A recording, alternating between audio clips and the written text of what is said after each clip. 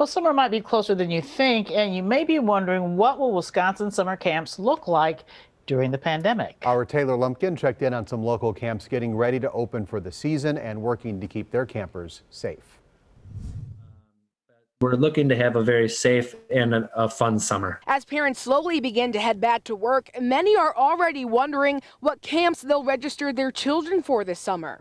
The enrollment is coming in, that is for sure. Local places like Camp Minneconne and the Ebenezer Child Care Center were still able to host their summer programs last year amid the pandemic without having incidents. And they say that prior experience has given them a leg up as they prepare to reopen this year. We've learned a lot since last year, so we're just going to move forward again this year with what we know and how to move forward best. Many lessons learned, and it's up to us to take that action and implement, which we are. They say the same safety rules will apply this year for campers and staff, which include social distancing, face masks, temperature checks, and more.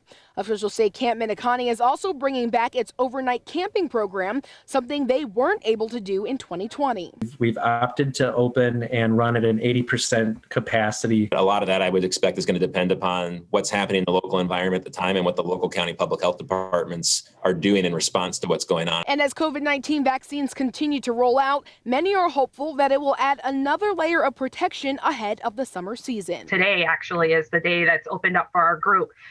So a lot of our employees are making their appointments and getting their vaccines. Program organizers say they'll also keep the CDC and their local health department's recommendations in mind as they inch closer to opening day.